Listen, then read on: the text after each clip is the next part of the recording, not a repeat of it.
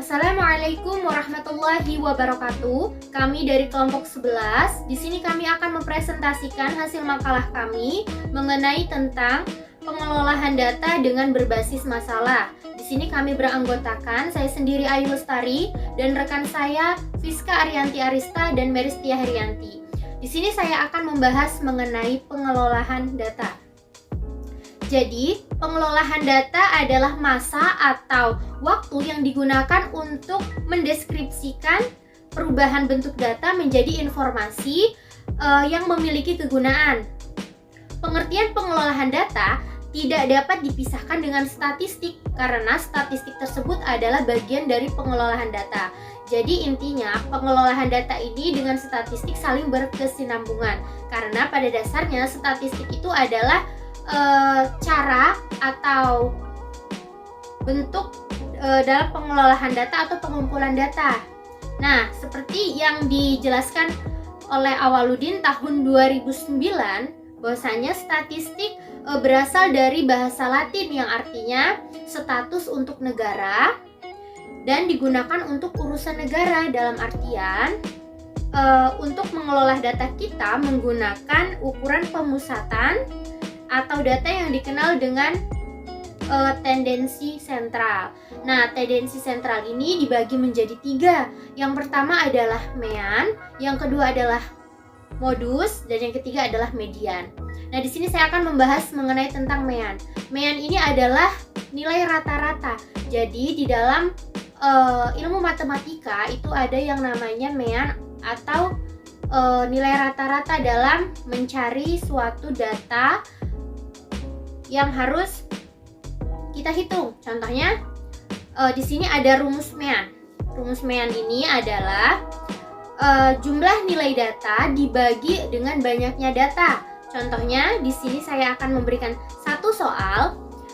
Fakih mengikuti ulangan matematika sebanyak 6 kali dengan nilai 6, 8, 7, 6, 7, dan 8. Nah, berapakah nilai rata-rata yang diperoleh oleh Fakih? Nah, kita fokus kepada rumusnya tadi. Rumusnya adalah jumlah nilai data dibagi banyaknya data. Di sini kita sudah tahu jumlah nilai data yang diperoleh oleh Fakih yaitu 6, 8, 7, 6, dan 8. Ini semua adalah nilai yang diperoleh oleh Fakih. Maka kita tambah hasilnya yaitu 42. Nah, 42 ini dibagi dengan banyaknya data. Banyaknya data yaitu adalah 6. Jadi 42 dibagi 6 hasilnya adalah 7. Jadi nilai rata-rata yang diperoleh oleh Fakih adalah 7. Itu adalah salah satu cara untuk memperoleh hasil dari nilai mean ini. Selanjutnya ini ada modus. Modus adalah nilai atau data yang sering muncul atau mempunyai frekuensi besar. Nah, di sini ada tabel. Di sini ada tabel nilai dan tabel frekuensi. Di sini saya akan sebutkan tabel nilai yang pertama, yaitu ada angka 2, 3, 4, 5, 6, 7, 8. Nah, frekuensinya itu ada 2, ada 3, ada 5, ada 8, ada 3, ada 4, dan 2. Di sini cara mengetahui nilai modus atau nilai yang sering muncul, kita fokus kepada frekuensinya. Di frekuensi ini kita lihat kolom berapa yang paling besar nilainya. Nah, di sini frekuensi yang terbesarnya adalah di kolom yang keempat, yaitu 8. Berarti kita fokus lagi ke nilainya. Nilai yang satu baris dengan frekuensi yaitu nilai 5. Berarti di sini sudah kita ketahui bahwasanya modus dalam data ini yaitu angka 5 atau nilai 5 seperti itu. Jadi intinya nilai modus ini kita bisa lihat dari nilai yang sering muncul atau dari frekuensi yang paling besar seperti itu. Mungkin hanya sekian dari saya, akan dilanjutkan oleh rekan saya. Terima kasih. Materi selanjutnya yaitu median. Median adalah nilai atau data yang berada di tengah-tengah. Median diperoleh dengan menggunakan nilai data yang disusun dari mulai yang terkecil hingga yang terbesar. Untuk menentukan data, perlu diurutkan dari yang terkecil hingga yang terbesar, seperti contoh soal berikut, yaitu yang pertama A ada 7, 8, 10, 6, 8, 7, 5, 6, dan 7. Yang B 91, 84, 85, 87, 68, dan 78.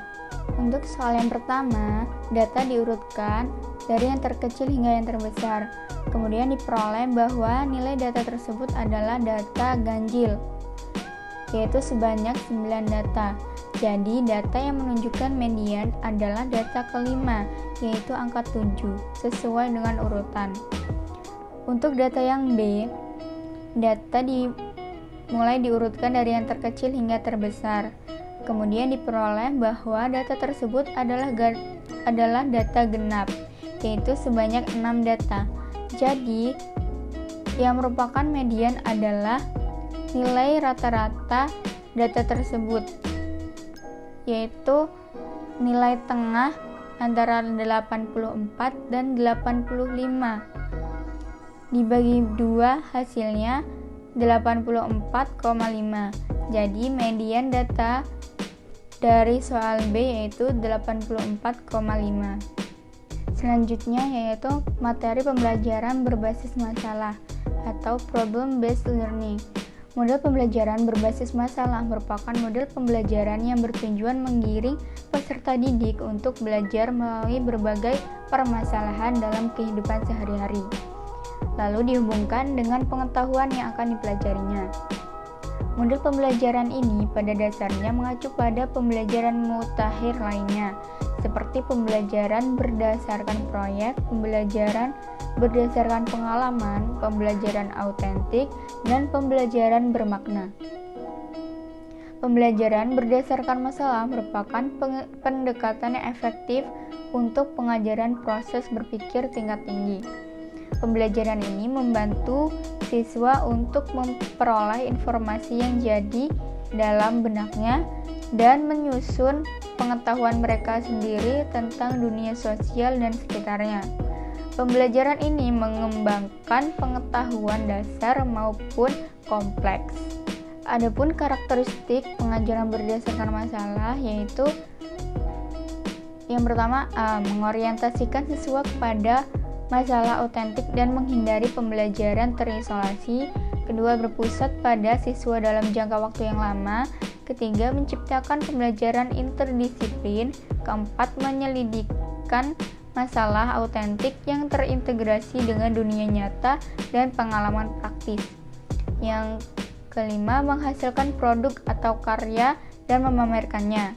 Keenam, mengajarkan kepada siswa untuk menerapkan apa yang mereka pelajari di sekolah dalam kehidupannya yang panjang.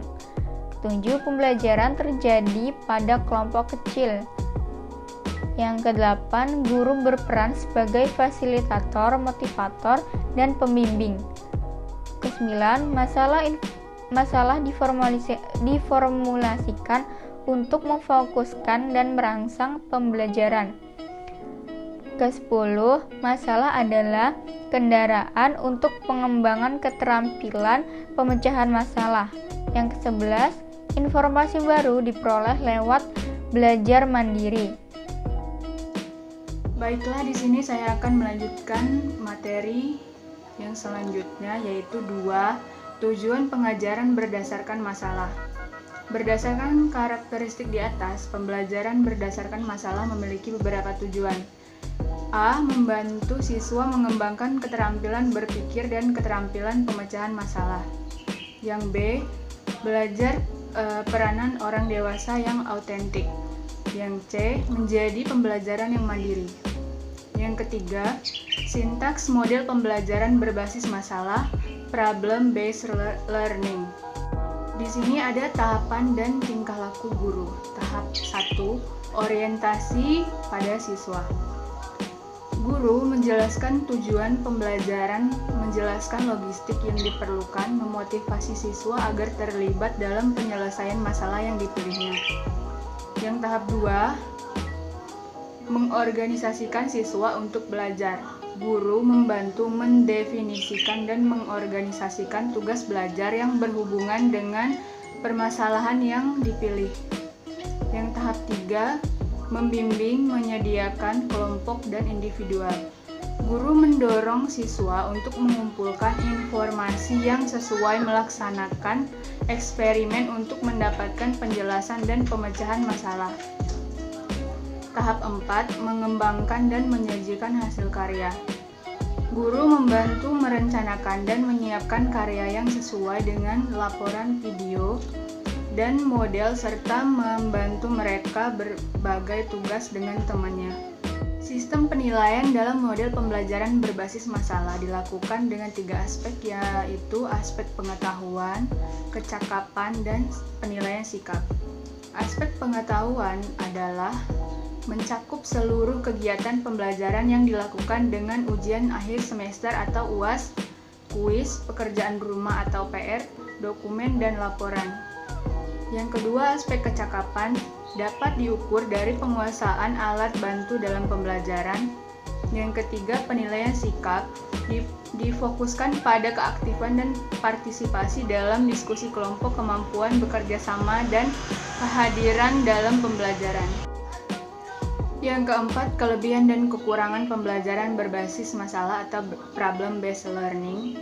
A. Kelebihan pembelajaran berbasis masalah.